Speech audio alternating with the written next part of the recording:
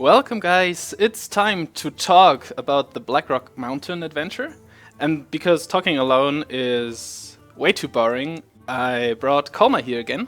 Hi, Yeah. Colma. Hey. After the last challenge that we played against each other, we actually talked quite some time in Skype afterwards. And, well, I enjoyed talking to you. So I thought I would bring you back here when all the cards are released, because I kind of don't like to talk about cards or new revealed cards when there is like no knowledge about the rest of the set. But now that all cards are revealed, I thought we might want to talk about them and see what implications there could be for the game. Yeah, and we'll probably guess all wrong, like people usually do when they judge cards before they're released, but we will try our best. Well, as someone once said, it's hard to predict things, especially for the future. Yeah, So, definitely. but I think it's interesting to talk about them anyways. Yes, I agree. Okay. So the whole set was released yesterday, so we were talking. We can now talk with all the cards in mind, and we'll basically talk about all the cards anyways. Okay, so we can start, right? Yeah. Okay. So the first card is the Blackwing Corruptor. Yeah, it's basically a mini fire elemental. Neutral one, too.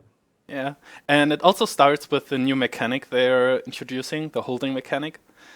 I said this in one of my videos before. I feel like it's a pretty fun mechanic because, like, other than with Max or something, it doesn't require you to have a board, which is also quite fitting to the dragon theme itself, because there are like a lot of high-cost, slow dragons, Yeah. like Ysera and Malagos and all the things that we might see in the set also.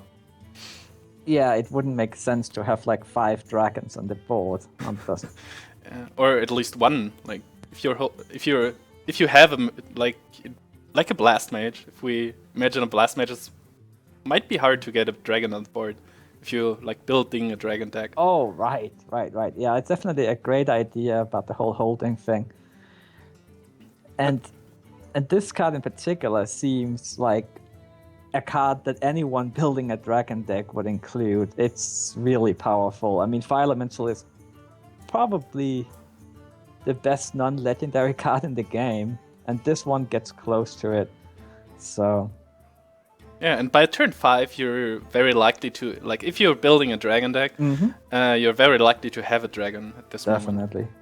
So I really like the card, and well, of course, I think everyone is gonna try and build some kind of dragon deck, and I will as well, and I will definitely include that one, since Fire Elemental is already one of my favorite cards, and I wish that all classes could have it, and now they can. Yeah, although the Fire Elemental, in my opinion, is probably a little bit more powerful, just because the breakpoint of 4 to 5 health is such a big one, actually. Like, That is- 6/5 can basically kill everything and survives most of other cards, other than a 4/5 would. That's true, but then again, a 5/4 can also kill most things. But you're totally right. It dies to a lot of things. Like, for example, the Bomb Blubber or Death Spy, True Silver Champion. You're totally right about Flame all Cannon. that stuff. Yeah, I like that it does kill a Loatheb or a Sludge Belcher, though, the Blackwing Corruptor. And also, of course, it is 1 mana cheaper than the Fire Elemental, which is also significant. That's right. Since when it versus a Shaman, you're always like, oh my god, turn 6 is coming up. Yeah, I'm one gonna of my get minion Fire will Elemental. die. Yeah, basically. So as for Arena, I think it will like be a worse, how's it called? Lost Tall Strider. Yeah, Like, it's not something I would pick in Arena unless I already happen to have maybe 3 or more dragons. And yeah, right. Yeah, definitely. That's a But good point. if you like have, I don't know, 2 Fairy Dragons and Azure Drake and maybe even a Legendary, then it will be pretty powerful actually. Oh, the Fairy Dragon. Yeah. That's a dragon? That's Yeah, the insane. Fairy Dragon is a dragon. Oh, I didn't think about that. That's a very good point. But you won't have, like, you would have to hold the Fairy Dragon, so it's... That's true. It makes you more likely to have one in your deck, but you probably want to play it on turn 2 anyways. Yeah, unless you have several 2-drops, which you often do, or you can like draw into it. Yeah. Okay, Fairy Dragon. That's a cheap dragon. I mean, That's not even fair to call that a dragon. It's like a tiny little thing. I think someone made a video where like all the dragons of the game were talking to each other, and then there was the fairy dragon, and all of the other dragons mocked them. Like, shut up, fairy! You're not a real dragon. Well, I will kind of agree with that, but according to the game rules, it is a dragon. So Exactly. all right. That's nice. Next card is the Blackwing Technician, which kind of falls into the same category. Yeah, that card is extremely good in a dragon deck as well, and it's just this other card that every dragon deck is gonna run. I mean, if you have a dragon deck, you're gonna have this card. Yeah, I saw someone doing rough math about this. Like, the breakpoint probably is like 6 dragons in your deck, where you're somewhat likely to have one in your hand while you have the Blackwing Technician. Yeah, I in saw turn that 3. post too. And yeah, I mean, if you have a dragon deck, I mean, can you really call it a dragon deck if you have less than 6 dragons in it? Probably So not. yeah.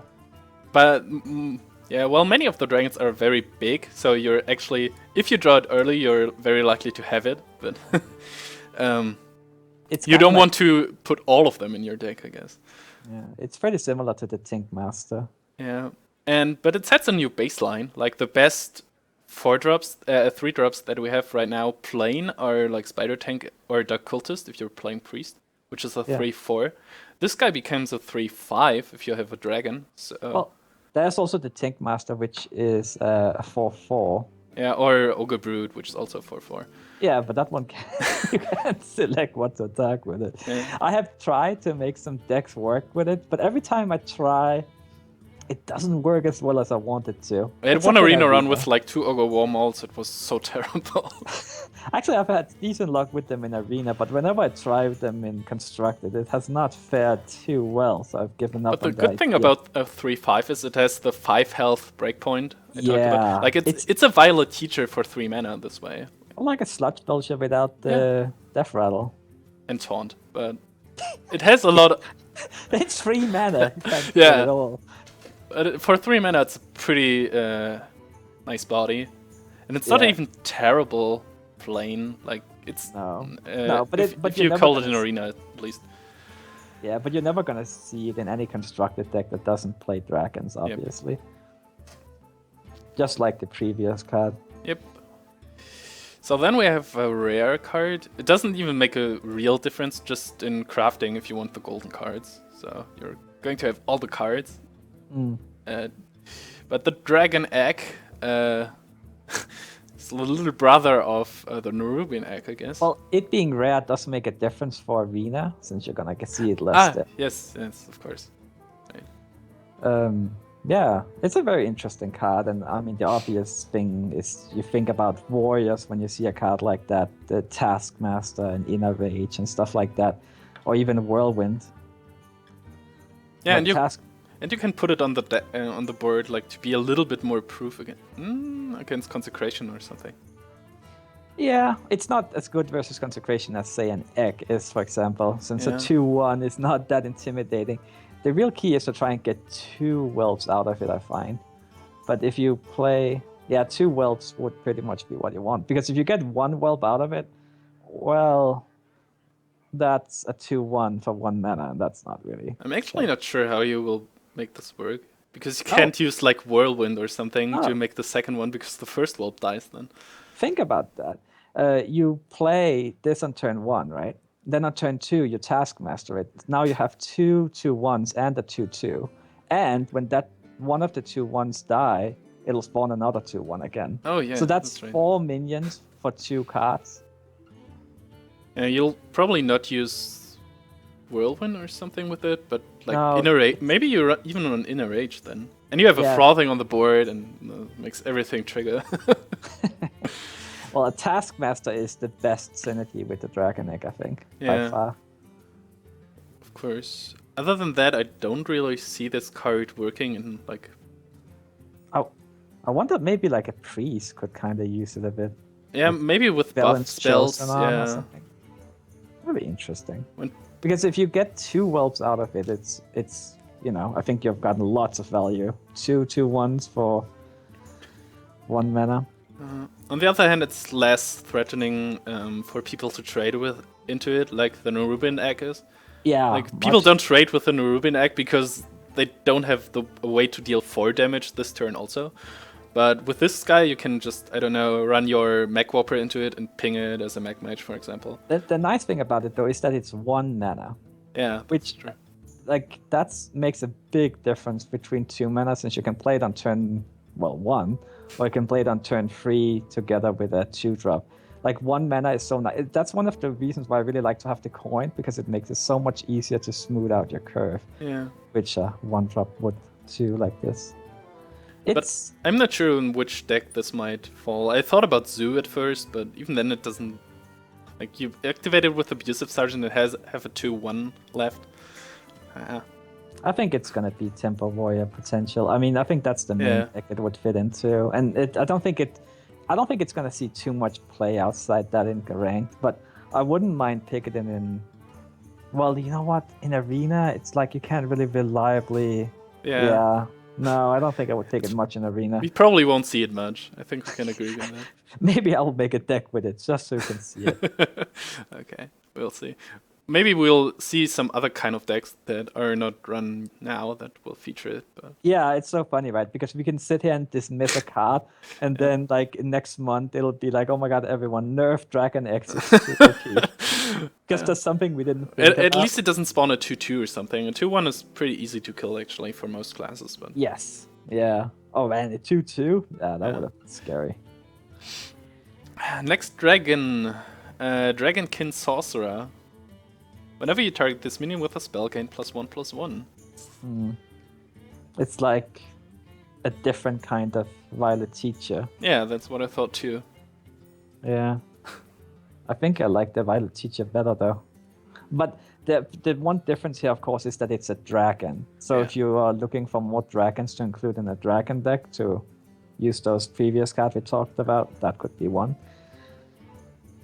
Yeah, it's like a solid body. 3/5 for 4 isn't bad. It's a dragon. It provides dragon synergy, and I can see it working like in priest or something. Yeah, priest definitely. That's you can run it into something. Then I don't know. Use the how's it called? Light of Naru to heal it for 3, and it might even spawn your Light Warden. Too, and it gets a 1/1/1, and even Powered Shield is super nice on it. Yeah, definitely. I don't know if it... Well, it's probably going to be in the dragon deck just because it's a solid body. And I don't know how... No, the first lot is not really contested with dragons so far, I think. Well, that's the Twilight Drake, but you don't really see those very much, except in Handlock. Yeah, you would need a deck that doesn't do much before then. We might actually see something like that. Because the holding mechanic like features a little bit having big cards. But... I'm thinking we might see some really late game priest decks with dragons. Yeah, late game priest could be a thing, but we'll come to priest cards later on. Yeah. In Arena, I think it will be just like a decent pick, like you pick a Violet Teacher or something. Oh yeah, totally. Yeah, Violet Teacher, honestly, I'm happy to see it in Arena. So I would be happy to see a Dragonkins also. I guess so. Yeah. Okay, the next one is... the Drakonid Crusher. It's also a dragon. Well, yeah. Well, you know, the Bolt of His Ogre is a 6/7 for 6 mana, and no one really plays it in Constructed.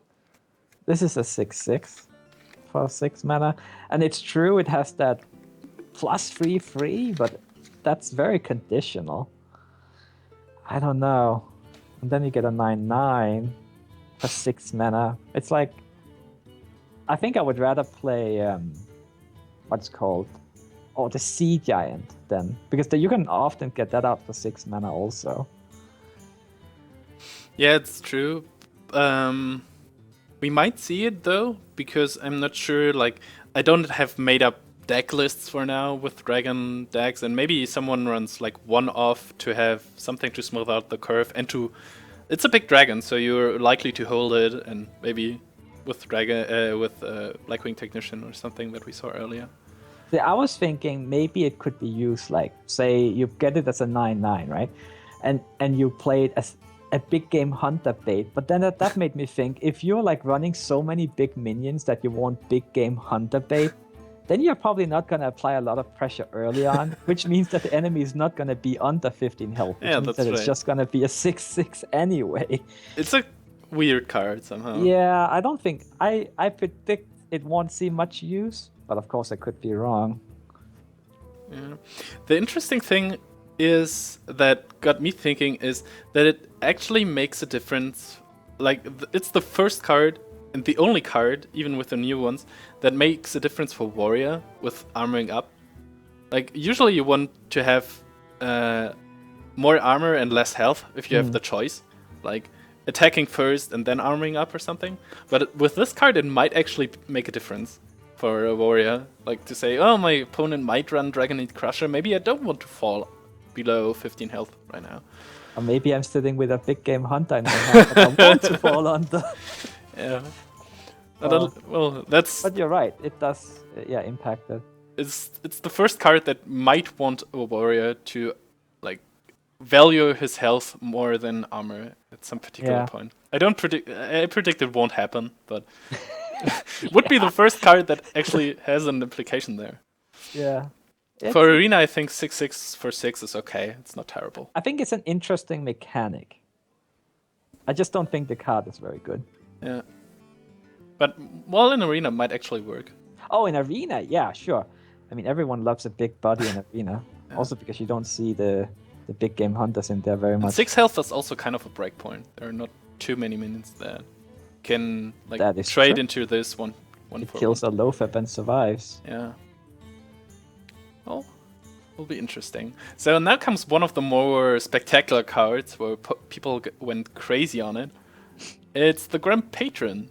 Yeah. And I'm glad that I have an expert for this particular card here, because you were playing a Mad Warrior deck which I think is like based around the self-inflicting damage theme quite a lot. Yeah, with like Mad Bombers in particular.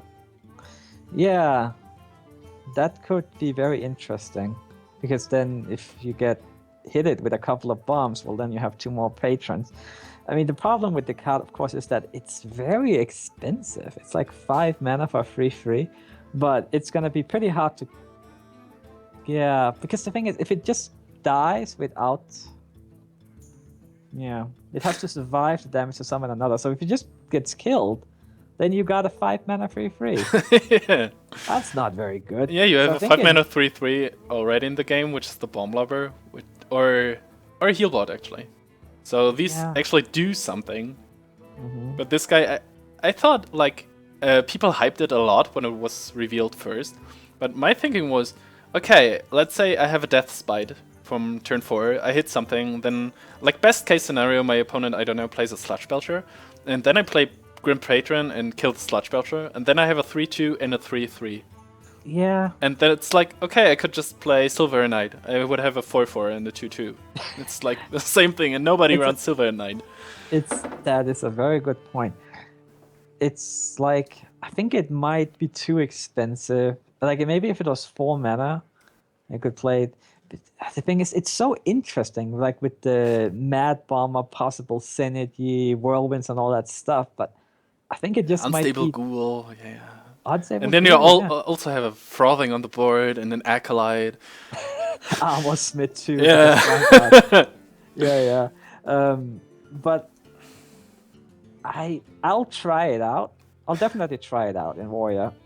And then I guess I'll report back after that. But so far, I think it might be too inconsistent.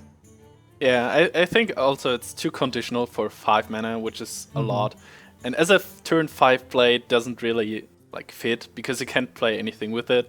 So you have to combo it. Yeah, you have to combo it, and then you need something like, I don't know, even in a Rage. I mean, it makes it a 5/2, which is kind of a Magma Rager, so I don't know. It doesn't die to Fire Blast. Yeah, but well, actually, it spawns you another Grim Patron to a Fire Blast. But no, I don't think that it will. Like, it will see experimentation and some cool combos with, I don't know, Warstone Commander, and then you have a board of raging Grim Patrons. Oh my god!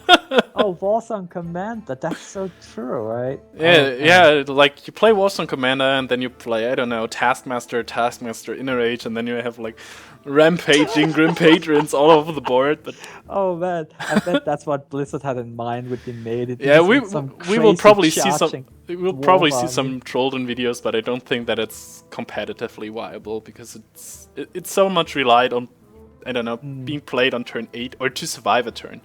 Yeah, 5 mana. It's so much. If it Yeah. was 4 mana, though, I think Yeah. that would make all the difference in the world. But you can say that about most cards if they were 1 mana cheap. Yeah, I of mean, course. if the Dragon Egg was 0 mana, I think that would be pretty good.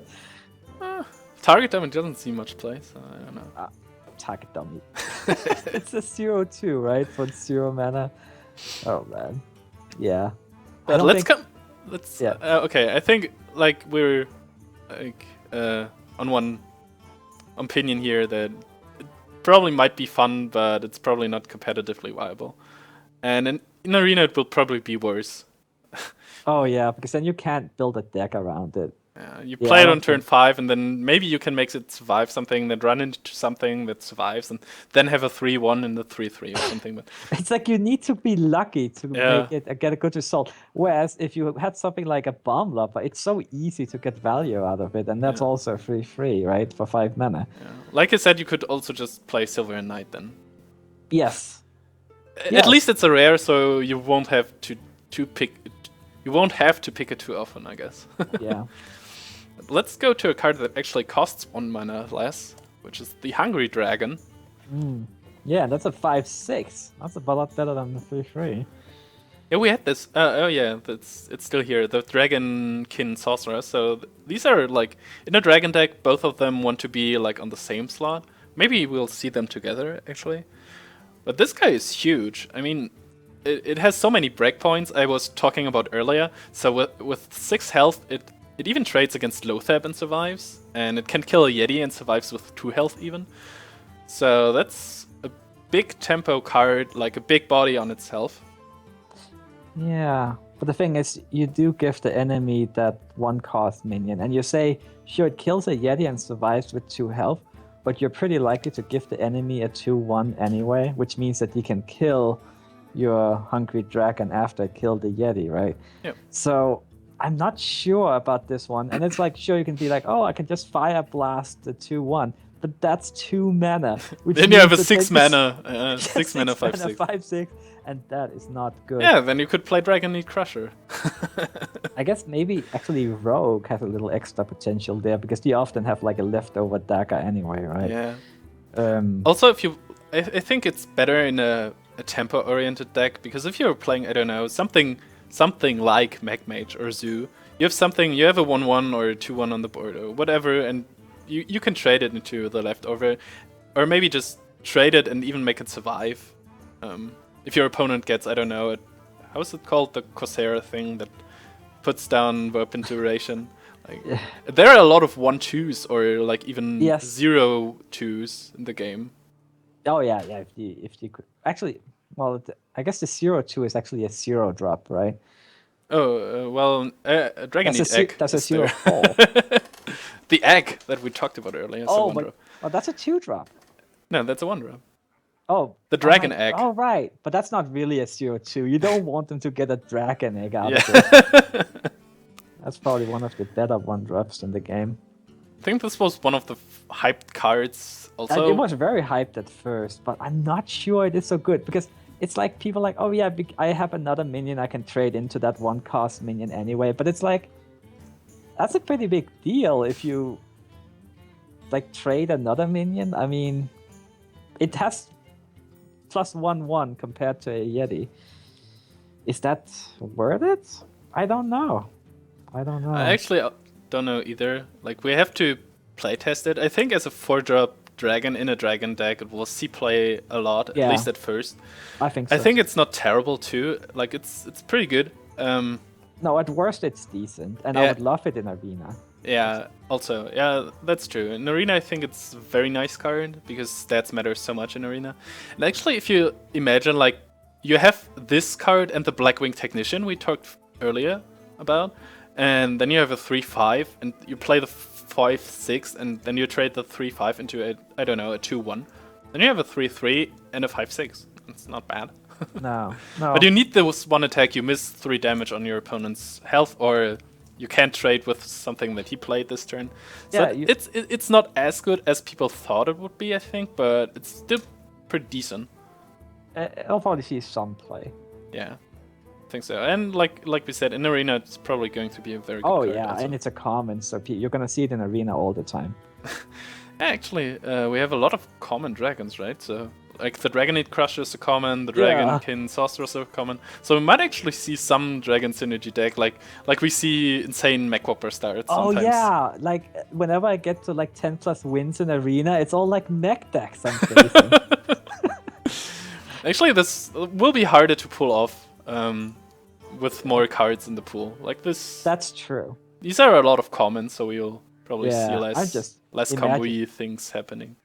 Yeah, especially like with the next expansion when you probably release like another 100+ cards, it's gonna Yeah. be so difficult to get any kind of synergy in Arena. Yeah, With actually, these are just like we have some dragons in the game already, but it will probably be hard to pull off some combos here yeah. overall. But at least these decks make decks in the Arena also a little bit more unlikely. That Will is be true. more important on the individual cards, so the Hungry Dragon might actually be better this way. Mm. Okay, so the next Drake is... give me a second. There we go. The Volcanic Drake. Yeah. And that's another mechanic that is introduced now. And I think it's like 2 or 3 more cards of which work with this mechanic. So each it's a 6/4 for 6 mana and costs 1 less for each minion that died this turn. What do you think? Yeah. Oh, I think it would be really, really, really good if it was a 4/6. But as a 6/4, I'm not sure. The thing is, you can very often trade 2 minions. Like when you at the beginning of your turn, like trade one of your minions for one of theirs, and then you can play it for 4 mana. But then the question is, how much do you value a 6/4? Right, because it doesn't hit that 5 HP breakpoint, right? Yeah. And then of course it is situational too, because like what if the board is empty, for example? Well, then you're just sitting with a 6 mana dragon that you can't play. Yeah. So And if you play it for 6, then you want to play the Dragonid Crusher again. yeah, yeah. I think it's interesting, and I bet some people will come up with some way of using it. I mean, it works pretty well together with tokens. For example, like the Dragon Egg, right? Because you will get a whole bunch of little ones. Like we've got the Taskmaster. It's probably and nice stuff. in Paladin too. Like, I don't know. Oh right, yeah, together with the Muster. Yeah, Muster or Yeah. just 2 tokens, or I don't know. Maybe you could also like play Consecration. I don't know, against Zoo or something. Then you kill 4 minions, good and then you point. can play it for 2 mana with it or something. That's a good point. Like Flame Strike AOEs, yeah. Yeah, so It's a this good this follow. will probably don't be like it might just be like a huge tempo swing overall. Like Yeah. you AOE, I don't know, Equality Consecration, kill your opponent's board with 5 mana, and then you play like at 7 mana, you clear your opponent's board and play a Volcanic Drake for 1. That's or a good something. point. I didn't think of the whole AOE thing, because yeah, I was just thinking of the regular tempo stuff. Oh, you trade a couple of minions, but you're right. Like, oh, if you're like one of those priests lately who runs Light Bomb, like we just kind of play passively the entire game until they clear your board, then you could play a Drake on top of that for free. Yeah. Okay. You're right. Yeah, so I think it will be seen in some decks that are somewhat synergizing with it, like Paladin with Muster, or like big board clears, or something like that. Yeah. It probably won't see much play in like regular Drake decks, or even in other decks that are not built around, I don't know, killing minions somehow. Yeah, because I think what you can like on average, you can probably play it for 4 mana, right? And then it's like, you know what? It's not that bad for 4 mana, but it's just it has that little inconsistency that you can't play it on an empty board and such. Yeah. That detracts a bit. But it's you're right. It definitely has potential. In Arena, I guess it's It's okay. It's okay. probably okay, but you don't really want to. Like, you're not going to sit there and say, yes, now I need a Volcanic Drake in my deck. No, you wouldn't. I mean, you would prefer a Yeti over it usually, but Yeah. it's okay. I wouldn't be sad to have it in an arena deck. It would just be kind of par for the course. Yep.